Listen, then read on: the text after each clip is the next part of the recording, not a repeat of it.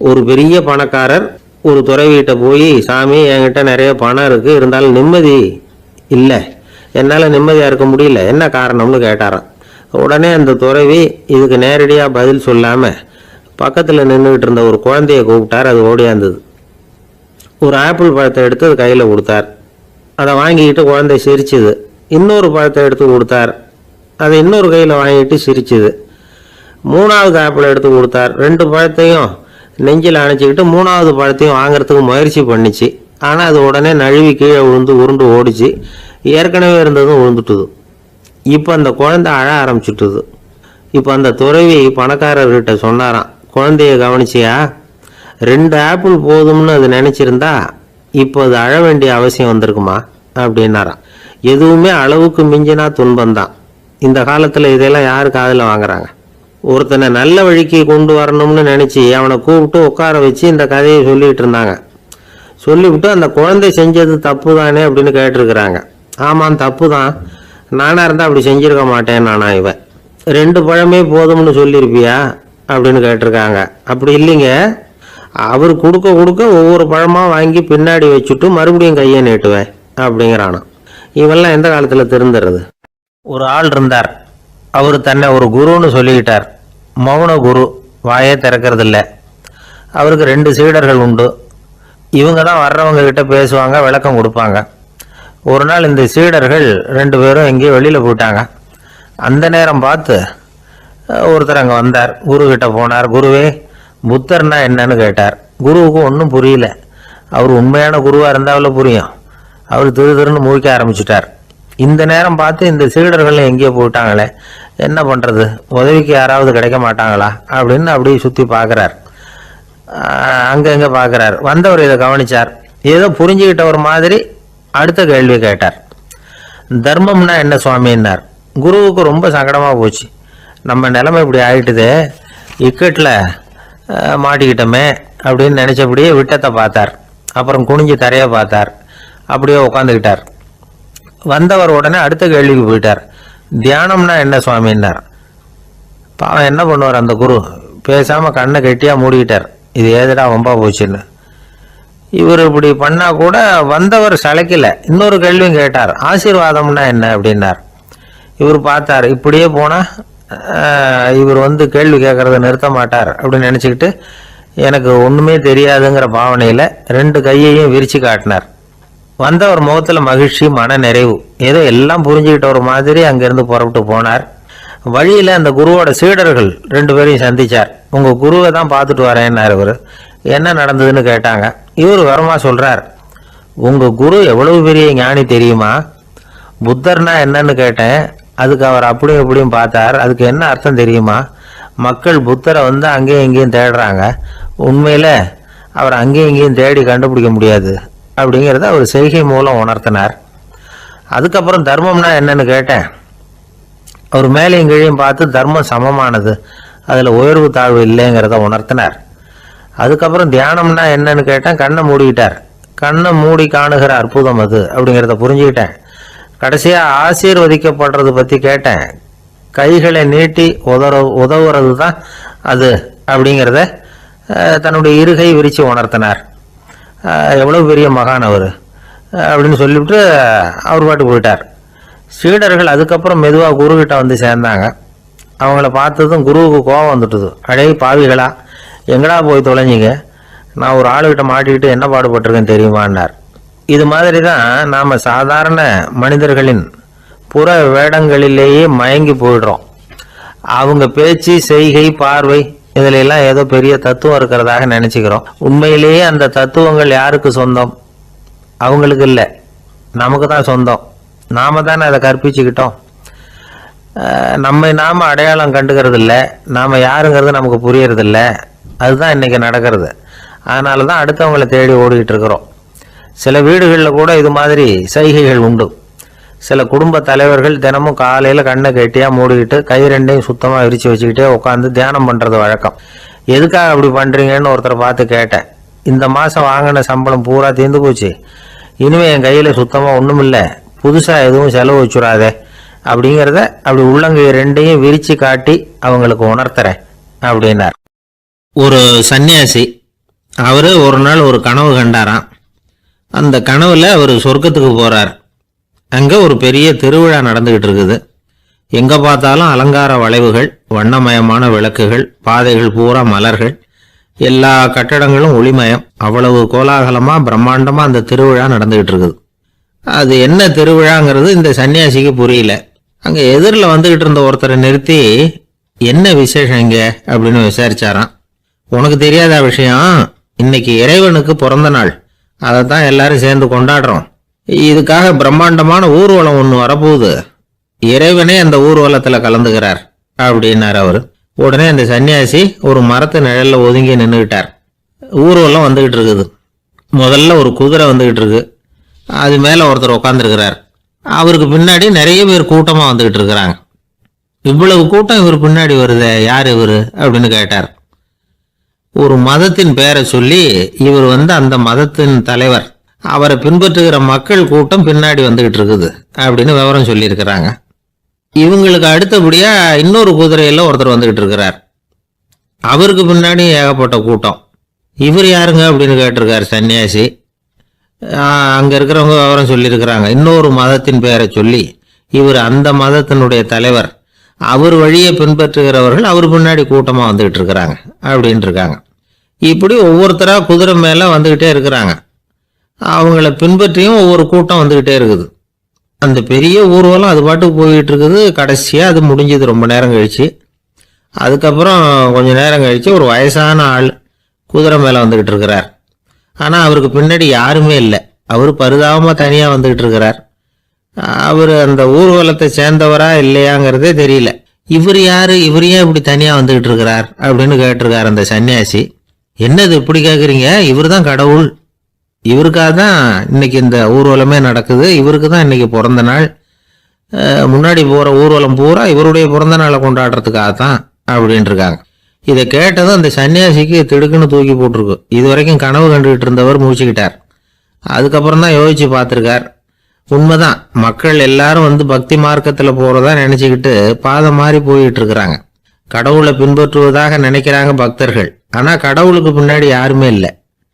இன்னமும் இயல்பா இதை பற்றி யோசிச்சு பார்த்தா, உண்மைக்கு பின்னாடி தான் நான் போய்கிட்டு இருக்கேன் அப்படின்னு நிறைய பேர் சொல்கிறாங்க. ஆனால் அந்த உண்மை அனாதையாக போய்கிட்டு இருக்குது. அப்படி ஆயிட்டுது உலகம். இந்த காலத்துலேயும் ஒரு ஊர்வலம், ஒரு பெரிய மனுஷருக்கு பிறந்த நாள் விழா. அவர் குதிரை மேலே ஏறி முன்னாடி போயிட்டு இருக்கிறார். அவருக்கு பின்னாடி ஒரு 100 பேர் தொண்டர்கள் அவங்க பாட்டுக்கு போகிறாங்க. எல்லாம் பணம் கொடுத்து ஏற்பாடு பண்ணவங்க. எல்லாம் பணம் வாங்கிட்டு பின்னாடி போயிட்டு இருக்கிறாங்க. கொஞ்சம் தூரம் நடந்ததும் கால் வலிக்க ஆரம்பிச்சுட்டுது. ஒவ்வொருத்தரும் அப்படியே ஒதுங்க ஆரம்பிச்சுட்டாங்க. அதான் முன்னாடியே பணம் கிடைச்சிட்டுதே, இனிமேல் ஒதுங்கினா என்னன்னு ஒதுங்கிட்டாங்க. ஒரு கட்டத்தில் குதிரையில் போகிறவர் தற்செயலாக திரும்பி பார்க்குறாரு. பின்னாடி யாருமே இல்லை. எல்லாரும் ஓடி போயிட்டாங்க. ஒரே ஒரு ஆள் மட்டும் ரொம்ப விசுவாசமாக பின்னாடி நடந்து வந்துக்கிட்டு இருந்தான். ஏன்ப்பா நீ மட்டும் வந்துக்கிட்டு இருக்கிறியே, நீ வீட்டுக்கு போகலையான்னு கேட்டிருக்காரு அவர்.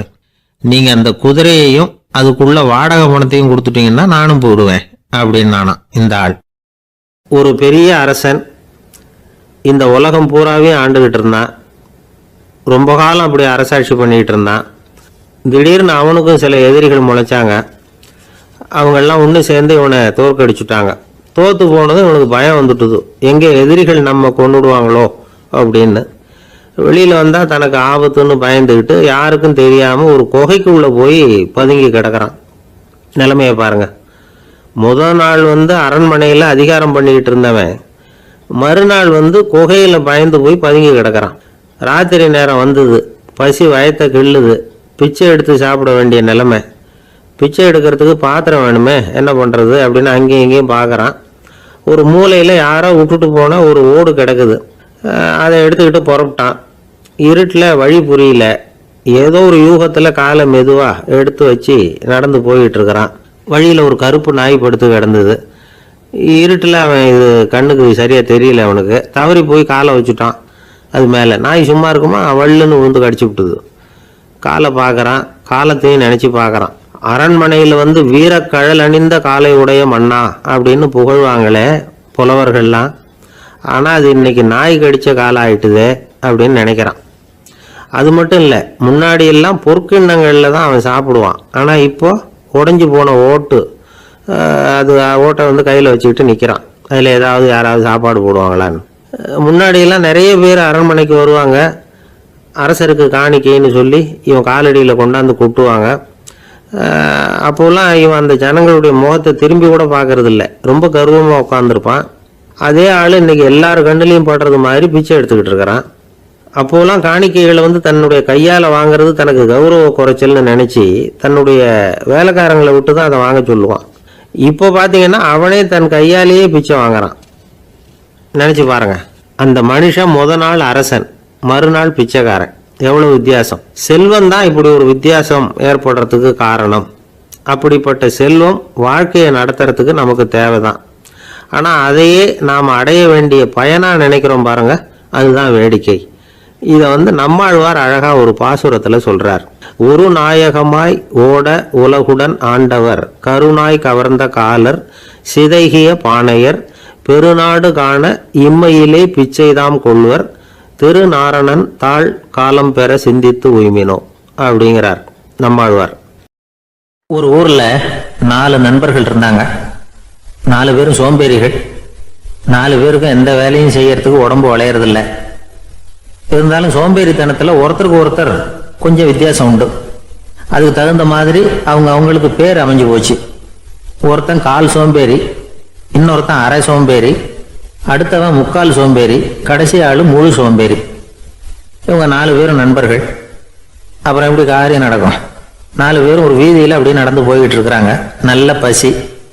எங்கேயாவது சோறு போடுவாங்களா அப்படின்னு பார்த்துக்கிட்டே வந்தாங்க. அவங்க வந்த வழியில் ஒரு ரூபாய் காசு கிடந்தது தரையில். அவங்க கண்ணில் அது பட்டுது. ஆனாலும் அதை குனிஞ்சு எடுக்கணுமே, அதுக்கு சோம்பேறித்தனம். முழு சோம்பேறி பார்த்தான். பக்கத்தில் வந்துக்கிட்டு இருந்த முக்கால் சோம்பேறிக்கிட்ட சொன்னானா, டேய் அதை கொஞ்சம் குனிஞ்சு எடுறா அப்படின்னானா. அவன் என்ன பண்ணான் தெரியுமா? அதுக்கு அடுத்தபடியாக வந்த அரை சோம்பேறிக்கிட்ட சொன்னானா, டேய் நீ அதை கொஞ்சம் குனிஞ்சு எடுறா அப்படின்னானா. அவன் இவனை விட மோசம், அடுத்தவங்ககிட்ட சொல்லியிருக்கிறான். அவனும் குனியறதுக்கு தயாராக இல்லை. ஆக கூடி கடைசியில் யாருமே காசை எடுக்கலை. என்னத்துக்கு அனாவசியமாக உடம்ப வளைச்சிக்கணும் அப்படின்னு எல்லாரும் பேசாமல் வந்துட்டாங்க. அவங்க பாட்டுக்கு நடந்து வந்துக்கிட்டே இருக்கிறாங்க. எதிரில் ஒருத்தன் வாழைப்பழத்தை வண்டியில் வச்சு தள்ளிக்கிட்டே வந்தான். ரூபாய்க்கு 4 பழம்னு கூவி விற்றுக்கிட்டே வர்றான். இப்போ அந்த முழு சோம்பேறி சொன்னானா, டேய் வழியில் கிடந்தது ரூபா, அதையாவது எடுத்துக்கிட்டு வந்திருந்தா இப்போ இந்த பழத்தை வாங்கி ஆளுக்கு ஒன்று சாப்பிடலாமே அப்படின்னானா. ஆமாம் சாப்பிட்ருக்கலாமே அப்படின்னாங்களாம் மற்றவங்களும். ஆனாலும் திரும்பி போய் அதை எடுக்கணும்னு யாருக்கும் தோணலை. பேசாமல் சோர்ந்து போய் நடந்து வந்தாங்களாம். இருட்டி போச்சு. வழியில் ஒரு கோவில். சரி இங்கேயே படுத்து தூங்குவோம் அப்படின்னா ஒருத்தன். அதுதான் சரின்னாங்க மற்றவங்களும். அப்படியே மண்டபத்தில் படுத்துட்டாங்க. கோவில் அர்ச்சகர் வேலையெல்லாம் முடிச்சு விட்டு வெளியில் வந்திருக்காரு. இவங்கள பார்த்தாராம். ஏன் இப்படி சோர்ந்து போய் கிடக்குறீங்க அப்படின்னு விசாரிச்சிருக்காரு. 2 நாளாச்சுங்க நாங்கள் சாப்பிட்டு அப்படின்னாங்களாம். அவர் உடனே ஐயோ பாவம் அப்படின்னு சொல்லி பானை, விறகு, அரிசி, தண்ணி எல்லாம் கொடுத்து நீங்களே சமையல் பண்ணி சாப்பிட்டுக்கோங்க அப்படின்னு சொல்லிவிட்டு போயிட்டார். இந்த 4 பேருக்கும் சமையல் பண்ணி சாப்பிடணும்னு ஆசையாக தான் இருந்தது. ஆனால் அடுப்பு பற்ற வைக்கணுமே, அதுக்கு தீப்பெட்டி வேணுமே. தீப்பெட்டி இல்லை. இப்போ முழு சோம்பேறி ஆரம்பித்தான். அடுத்தவனை பார்த்து, டேய் கடைக்கு போய் ஒரு தீப்பெட்டி வாங்கிட்டு வாயேன் அப்படின்னு நானா. அவன் வழக்கம் போல் அடுத்தவங்ககிட்ட சொல்லியிருக்கான். அவன் அதுக்கு அடுத்தவங்ககிட்ட சொல்லியிருக்கிறான். கடைசியாக கால் சோம்பேறிக்கிட்ட சேர்ந்தது. அவனும் அது நம்மால் முடியாது அப்படின்னு பேசாமல் இருந்துட்டான். இப்போ தீப்பெட்டி வேணுமே, அதுக்கு என்ன பண்ணுறது? அவங்களுக்குள்ள பேசி ஒரு முடிவுக்கு வந்தாங்களாம். அதாவது யார் முதல்ல வாயை திறந்து பேசுகிறாங்களோ அவங்க தான் தீப்பெட்டி வாங்கிறதுக்கு போகணும் அப்படின்னு. அவ்வளவுதான். உடனே 4 பேரும் வாயை கெட்டியாக மூடிக்கிட்டு படுத்துக்கிட்டாங்க. அவங்க சமையல் பண்ணி சாப்பிட்டாங்களா என்ன அப்படிங்கிறது அர்ச்சகருக்கு தெரியல. சரி பார்த்துட்டு வரலாமேன்னு வந்தார். வந்து பார்க்குறாரு, இவங்க 4 பேரும் அசையாமல் படுத்து கிடக்குறாங்க. அர்ச்சகர் பயந்துட்டார். ஒருவேளை பசி தாங்காமல் செத்து போட்டாங்களோ அப்படிங்கிற பயம், அல்லது நாம் கொடுத்த உணவுப் பொருளில் ஏதாவது விஷம் கலந்துருக்குமோ அப்படின்னு பயந்தார். அப்படின்னா நம்ம மேலே பழி வந்துருமே அப்படின்னு நினச்சி நடுங்க ஆரம்பிச்சுட்டார். அப்புறம் அவரும் ஒரு முடிவுக்கு வந்தாராம். கோவிலுக்கு பக்கத்துலேயே ஒரு பெரிய குழி இருந்தது. அதில் ஒவ்வொருத்தரையா இழுத்துக்கிட்டு போய் போட்டார். கொஞ்சம் மண்ணை தள்ளினார். காலால் மிதிச்சார். அவர் மிதிச்ச மிதி ஒருத்தன் அடி வயத்தில் போட்டுவிட்டுது. அவன் உடனே வலி தாங்காமல் ஐயோ அம்மான்னு அலறினான். உடனே நடந்தது என்ன தெரியுமா? மற்ற 3 பேரும் துள்ளி எழுந்திரிச்சாங்களாம். அவனை பார்த்து, நீ தாண்டா தீப்பெட்டி வாங்க போகணும், நீ தாண்டா வாங்க போகணும், நீ தான் சத்தம் போட்ட அப்படின்னு சொல்லி ஆரம்பிச்சிட்டாங்களாம். அர்ச்சகர் பார்த்தார், இது பேய் மாதிரி தெரியுதுன்னு நினைச்சுக்கிட்டு ஒரே ஓட்டமாக ஓடி போட்டாராம். கிராமப்புறங்களில் இப்படி ஒரு கதையை சொல்றது உண்டு. சோம்பல்ங்கிறது நம்ம முன்னேற்றத்துக்கு பெரிய தடை அப்படிங்கிறத நாம புரிஞ்சுக்கணும். அதுதான் இந்த கதை சொல்ற நீதி. ஒரு பள்ளிக்கூடத்தில் ஒரு புதுமையான போட்டி நடந்துதான். அதாவது சோம்பேறித்தனத்துக்கு பரிசு. அதில் 2வது பரிசு யாருக்குன்னு அறிவிச்சாங்க. ஒரு பையன் எழுந்திரிச்சு மெதுவாக நடந்து போய் பரிசை வாங்கிட்டான். அடுத்தது முதல் பரிசு யாருக்கு அப்படின்னு அறிவிச்சாங்களாம். அவன் கடைசி வரிசையிலேருந்து கத்தனானா, ஐயா அதையும் அந்த பையன் மூலமாகவே கொடுத்து அனுப்பி வச்சிருங்க, இங்கே வந்தது நான் வாங்கிக்கிறேன் அப்படின்னானா. ஜவஹர்லால் நேரு பிரதமராக இருந்த சமயம் அவர் ஒரு தடவை சென்னைக்கு வந்திருக்கிறார். இங்கே சில முக்கிய நிகழ்ச்சிகளில் கலந்துக்கிறதுக்காக வந்திருந்தார். ஆளுநர் மாளிகையில் ஒரு நாள் ராத்திரி தங்கி மறுநாள் புதுடெல்லி புறப்படுறதாக ஏற்பாடு. நிகழ்ச்சியிலெல்லாம் முடிச்சுக்கிட்டு ஆளுநர் மாளிகையில் தங்கி இருக்கிறார். அன்றைக்கு இரவு படிக்கிறதுக்கு ஒரு முக்கியமான புத்தகம் அவருக்கு தேவைப்பட்டது. அந்த சமயத்தில் உலக அளவில் ஒரு முக்கியமான பொருளாதாரம் சம்பந்தமான ஒரு புத்தகம் வெளியாகி இருக்கிற விஷயம் அவருக்கு தெரியும். அந்த புத்தகம் மெட்ராஸுக்கு வந்திருக்குமா, அது இங்கே கிடைக்குமா அப்படின்னு விசாரிச்சிருக்கிறார் நேருஜி. அவர் இப்படி கேட்ட உடனே அங்கே இருந்தவங்கெல்லாம் ரொம்ப பரபரப்பாக செயல்பட ஆரம்பிச்சுட்டாங்க. முக்கியமான இடங்கள்ல எல்லாம் விசாரிச்சிருக்கிறாங்க, அந்த புத்தகம் உங்ககிட்ட இருக்கான்னு. சென்னையில் உள்ள கன்னிமாரா நூல் நிலையத்துக்கு எப்படியும் அந்த புத்தகம் வந்திருக்கணும் அப்படின்னு ஒரு நம்பிக்கை. அங்கே விசாரித்தாங்க. அந்த புத்தகம் 2 நாளைக்கு முன்னாடி தான் அங்கே வந்திருக்குது அப்படிங்கிற விஷயம் தெரிஞ்சுது. உடனே எல்லாரும் அங்கே ஓடினாங்க. அவங்களுக்கு இன்னொரு சந்தேகம், புத்தகம் வந்திருக்கு சரி, அது இந்த சமயத்தில் வேற யாரும் படிக்கிறதுக்கு எடுத்துகிட்டு போயிருக்கக்கூடாதே அப்படிங்கிற சந்தேகம் இருந்தாலும் மனசுக்குள்ள ஒரு தைரியம். இப்படி ஒரு புத்தகம் வெளிவந்திருக்கிற விஷயமே நேருஜி சொல்லி தான் நமக்கே தெரியும். அதுவும் இல்லாமல் உலக பொருளாதாரம் சம்பந்தமான ஏதோ ஒரு புத்தகம் அது. அதை போய் இந்த நேரத்தில் அவ்வளவு ஆர்வமாக யார் எடுத்துகிட்டு போயிட போகிறாங்க அப்படிங்கிற தைரியம். இந்த தைரியத்தோடு அந்த நூல் நிலையத்துக்கு ஓடினாங்க. புத்தகத்தை தேடினா அது கிடைக்கல, யாரோ எடுத்துகிட்டு போயிருக்கிறாங்க. நேருவுக்கு மட்டுமே தெரிஞ்சிருந்த அந்த புத்தகம் பற்றின விஷயம் சென்னையில் வேற ஒருத்தருக்கும் தெரிஞ்சிருக்குது. உடனே எல்லாரும் பரபரப்பாக அந்த அதுக்குன்னு இருக்கிற ரிஜிஸ்டர் இருக்குல்ல, பதிவேடு, அதை புரட்டி பார்க்குறாங்க யார் எடுத்துகிட்டு போகிறாங்கன்னு தெரிஞ்சுக்கிறதுக்காக. எடுத்துகிட்டு போனவங்க அதில் கையெழுத்து போட்டிருப்பாங்கல்ல, அதை பார்த்து யாருன்னு தெரிஞ்சுக்கலாம் அப்படிங்கிறதுக்காக தான் அதை புரட்டுறாங்க. அதோ அந்த புத்தகத்தோட பேர் பக்கத்தில் அதை எடுத்துக்கிட்டு போனவங்க கையெழுத்து உத்து பார்க்குறாங்க எல்லாரும். அதில் போட்டிருக்குது பேர் CN அண்ணாதுரை அப்படின்னு எழுதியிருந்தது. அவர் தான் பேரறிஞர் அண்ணா. நேரு படிக்க விரும்பின ஒரு புத்தகத்தை அதே நேரம் படிக்க விரும்பின இன்னொரு தலைவர் இவர். படிக்கிறதுல அவருக்கு இருந்த ஆர்வத்தை நாம் தெரிஞ்சுக்கணும்னா அதுக்கு எவ்வளவோ சம்பவங்கள் இருக்குது. கடைசி காலத்தில் அவர் அடையாறு மருத்துவமனையில் படுத்திருக்கிறார். அவருக்கு ஒரு முக்கியமான அறுவை சிகிச்சை செய்ய வேண்டியிருக்குது அவசரமாக. அமெரிக்காவிலேருந்து டாக்டர் மில்லர் வந்திருக்கிறார். அவர்கிட்ட கேட்குறார், டாக்டர் நாளைக்கே அறுவை சிகிச்சை செய்ய போகிறீங்களா அப்படின்னு. ஆமாங்கிறார் டாக்டர் மில்லர். நாளைக்கு மறுநாள் செஞ்சுக்கிறேனே அப்படின்னாரான் அண்ணா. ஏன் ஏதாவது நாள் பார்க்குறீங்களான்னு கேட்டிருக்கார். இல்லை, ஒரு புத்தகத்தை படிச்சுக்கிட்டு இருக்கிறேன், அதை நாளைக்குள்ளே முடிச்சிருவேன், அதுக்கப்புறம் நான் இறந்தாலும் கவலை இல்லை அப்படின்னாரான் இவர். அவர் தான் அறிஞர் அண்ணா. சங்ககால நூல்கள்லேருந்து சமீபத்தில் வந்த நூல்கள் வரைக்கும் எல்லாம் அவர் படிச்சிருக்கிறார். ஒரு திருமண விழாவில் அவர் பேசும்பொழுது சொன்ன விஷயம் இது. சங்க காலத்தில் காதலியை மணக்க விரும்புகிறவனுக்கு அவனுடைய தந்தை வீர சோதனைகள்லாம் வைப்பார். போய் புலிப்பல்லு கொண்டுக்கிட்டு வா, அப்போ தான் என் பொண்ணை கொடுப்பேன் அப்படின்னு சொல்லுவார். காதலன் உடனே காட்டுக்கு போவான், ஒரு புலியை கொன்று அதனுடைய பல்லை கொண்டுகிட்டு வருவான். அதை வீர பதக்கத்தில் பதிச்சு அவனுக்கு மாமனார் சூட்டுவார் கல்யாண சமயத்தில். இப்போலாம் காதலன் கிட்ட அப்படி சொல்ல முடியாது. இப்போலாம் காதலன் கிட்ட காட்டுக்கு போய் புலிப்பல் கொண்டுகிட்டு வான்னு யாராவது சொன்னால் புலி தான் மாப்பிள்ளையாக வந்து சேரும் அப்படின்னார். ஐயா, உங்கள் பேரை தொடர்ந்து தினம் கேட்டுக்கிட்டு இருக்கிறேன் அப்படின்னார் ஒருத்தர். தொடர்ந்து கேட்குறீங்களே, உங்களுக்கு காது வலிக்கலையா அப்படின்னு கேட்டோம். பேசுகிற உங்களுக்கே வாய் வலிக்கல அப்படிங்கிறப்போ கேட்குற எங்களுக்கு எப்படி காது வலிக்கும் அப்படின்னார். நம்ம உடம்புல ஒரு அதிசயம் என்ன தெரியுமா? ரொம்ப நேரம் நாம் நடக்கிறோம்னு வச்சுக்கோங்க, கால் வலிக்கும். ரொம்ப நேரம் வேலை செஞ்சால் கை வலிக்கும், உடம்பு வலிக்கும். ரொம்ப நேரம் பார்த்துக்கிட்டே இருந்தால் கண்ணு வலிக்கும். ரொம்ப நேரம் பேசிக்கிட்டே இருந்தால் வாய் கூட வலிக்கும்.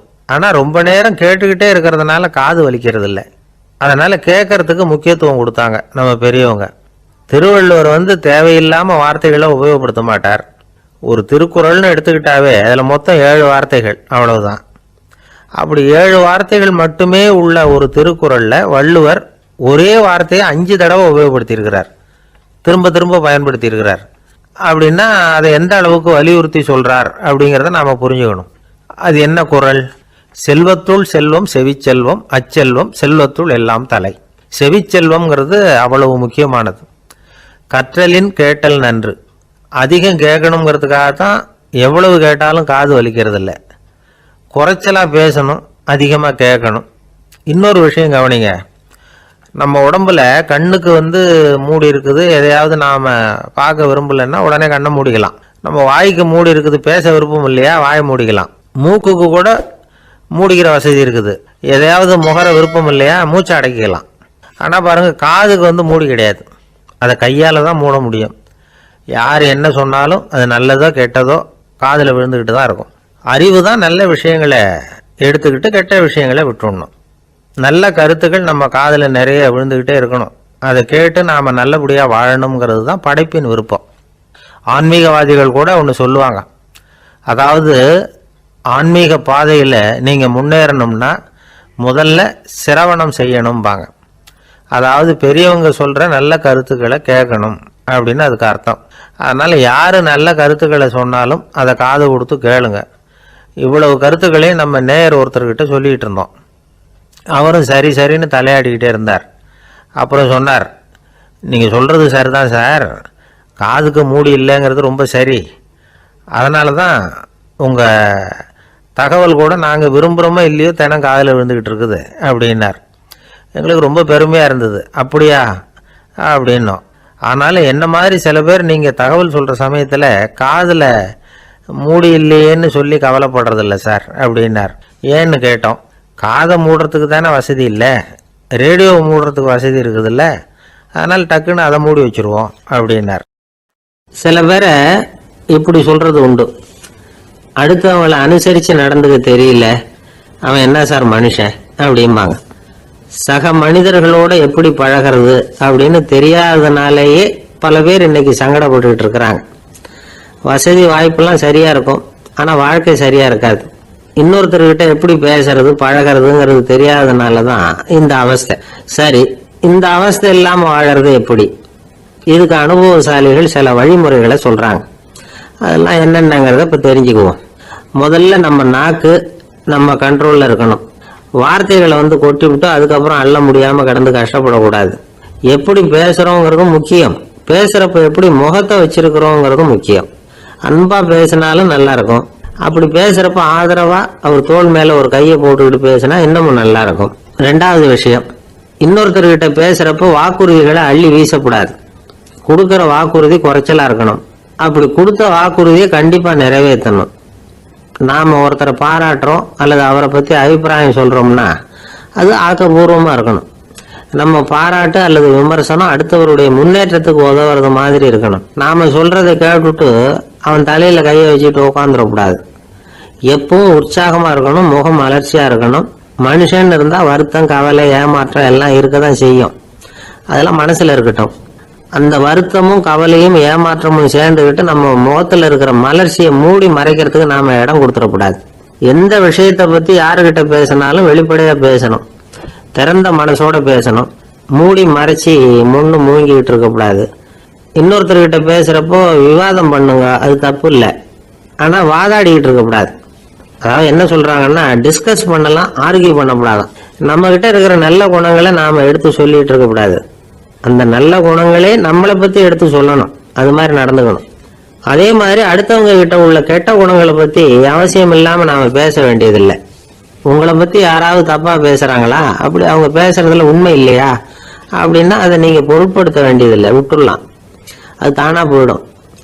ஒரு 4-5 பேரோட பேசிக்கிட்டு இருந்தீங்கன்னா எல்லாருக்கும் முக்கியத்துவம் கொடுங்க, யாரையும் அலட்சியப்படுத்தாதீங்க. தமாஷா பேசலாம், ஆனால் உங்கள் தமாஷ் அடுத்தவங்களை கேலி பண்ணுறதா இருக்கக்கூடாது. நமக்கு கிடைக்க வேண்டியது கிடைக்கலையே அப்படிங்கிற தவிப்பு நம்மகிட்ட இருக்கக்கூடாது, அது தேவையில்லை. உங்கள் செயல்பாடுகள் தெளிவாக இருக்கட்டும், பாராட்டு தானாக அவங்கள தேடிட்டு வரும். இன்னொரு மனுஷனுடைய மனசில் கௌரவமான ஒரு இடத்த பிடிக்கணும்னா நாம் இந்த குணத்தை எல்லாம் நம்மகிட்ட வளர்த்துக்கணும். இதெல்லாம் அனுபவசாலிகள் சொல்லியிருக்கிற குறிப்புகள். இந்த குறிப்புகளை சரியாக புரிஞ்சுக்கணும், அது முக்கியம். தப்பாக புரிஞ்சுக்கிட்டா என்ன தெரியுமா, இதை கேளுங்க. ஒருத்தர் வந்தார். சார், அடுத்தவங்க தோள் மேல கையை போட்டுக்கிட்டு அன்பா பேசணும்னு சொன்னீங்க. அப்படிதான் பேசினேன்.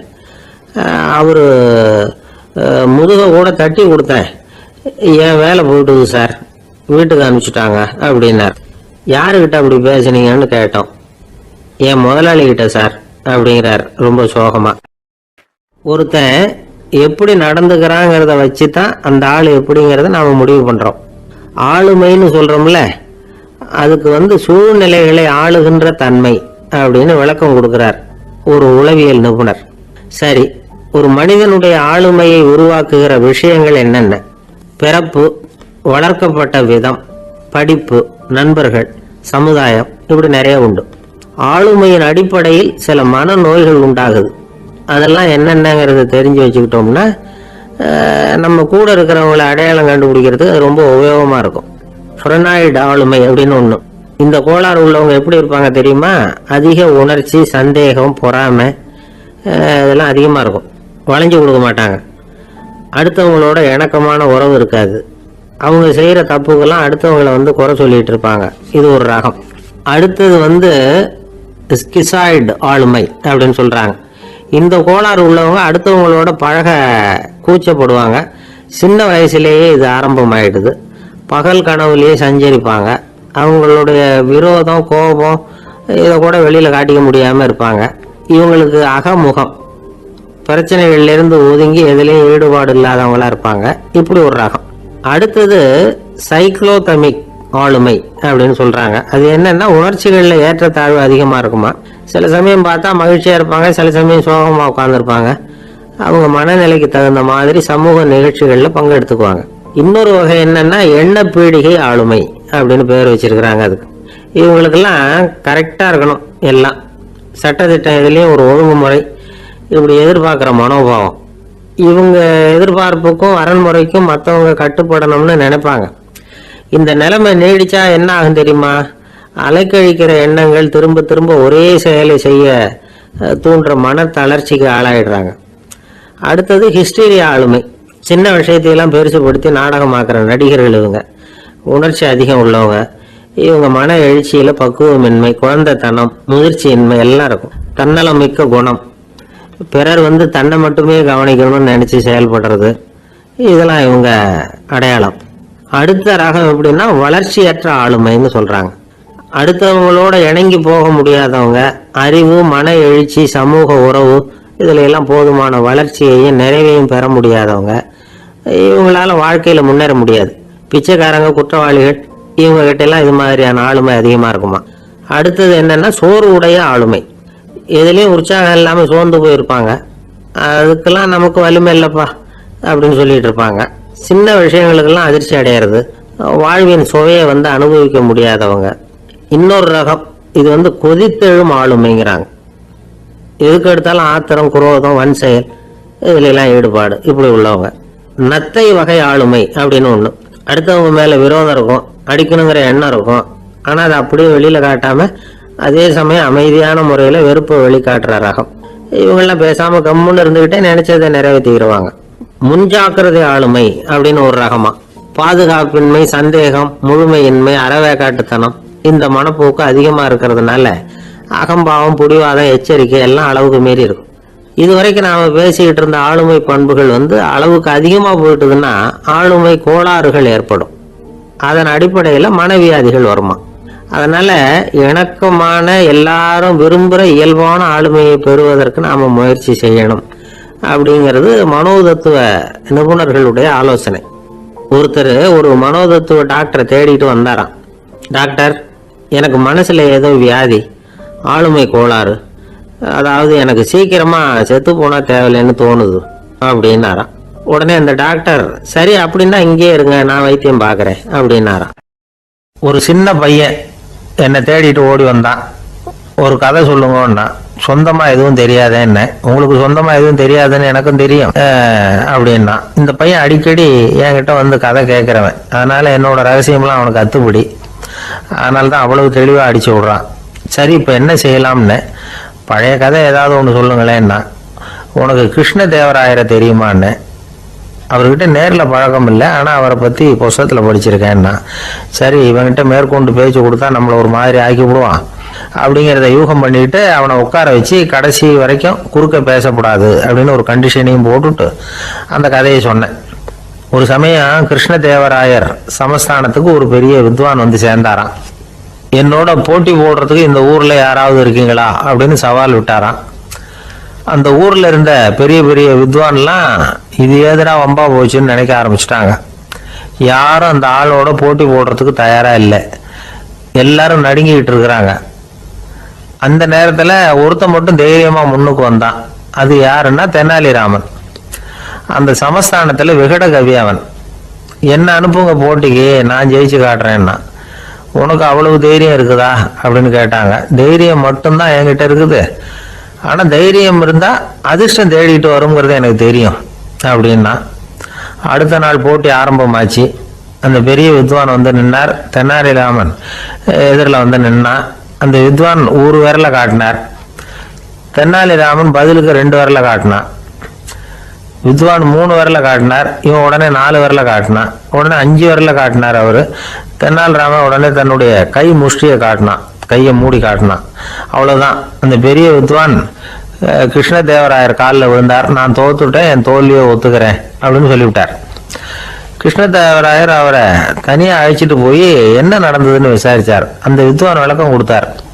ஆண்டவன் ஒருவன் தான் உண்டுங்கிறத விளக்கறதுக்காக நான் ஒரு விரலை காட்டினேன். அப்படி இல்லை, சக்தியை சேர்த்தா சக்தி சிவன் 2 பேர் உண்டுன்னு உங்கள் வித்வான் 2 விரலை காட்டினார். மூர்த்திகள் 3 பேருங்கிறதுக்காக நான் 3 விரலை காட்டினேன். வேதங்கள் 4ன்னு சொல்லி ஒரு 4 விரலை காட்டினார். பஞ்சபூதங்கள் 5ன்னு நான் 5 விரலை காட்டினேன். அதையெல்லாம் அடக்கி ஆளணும்னு சொல்லி அவர் கையை மூடி உறுதியாக காட்டினார். அடடா, உங்கள் வித்வானுக்கு எப்பேற்பட்ட அறிவு! அவர் தான் ஜெயிச்சார், நான் தோத்துட்டேன் அப்படின்னார் அவர். அப்படி சொல்லிவிட்டு அவர் போயிட்டார். அதுக்கப்புறம் தெனாலிராமனை கூப்பிட்டு என்னப்பா நடந்தது அப்படின்னு கேட்டாராம். அதுக்கு தெனாலிராமன் விளக்கம் கொடுத்துருக்குறான். அவன் முதல்ல என்னை கொண்டுடுவேன்னு அந்த வித்வான் ஒரு விரலை காட்டினான். உடனே ஒரு 2 கண்ணையும் தோண்டி விடுவேங்கிறதுக்காக நான் 2 விரலை காட்டினேன். உனக்கு நாமம் போட்டுருவேன்னு சொல்லி 3 விரலை காட்டினான். அதை அழிச்சிருவேன்னு 4 விரலை காட்டினேன். உன்னை அரைஞ்சிருவேன்னு அவன் 5 விரலை காட்டினான். நான் உங்களை குத்தி போடுவேன்னு சொல்லி கையை மூடி காட்டினேன் அப்படின்னா. இப்போ பாருங்க, ஜெயிச்சது யார்? தைரியம் மட்டும் இருந்துட்டா அதிர்ஷ்டம் தானா தேடி வருங்கிறது எவ்வளவு உண்மையா போச்சு. அதனால நாம் எப்பவும் தைரியமா இருக்கணும்னு சொல்லிவிட்டு என் எதிரில் கதை கேட்டுட்டு உட்காந்துருந்த சின்ன பையனை பார்த்தேன். அவன் என்னை நிமிர்ந்து பார்த்தான். அவன் தன்னோட கை கால் 2ஐயும் ஒரு மாதிரியா என் முன்னால தூக்கி 20 விரலை காட்டினான். எனக்கு ஒன்றும் புரியல. இதுக்கு என்னப்பா அர்த்தம்னு கேட்டேன். இதே கதையை இதுக்கு முன்னாடி என்கிட்ட 20 தடவை நீங்கள் சொல்லியிருக்கீங்கன்னு அர்த்தம் அப்படின்னா.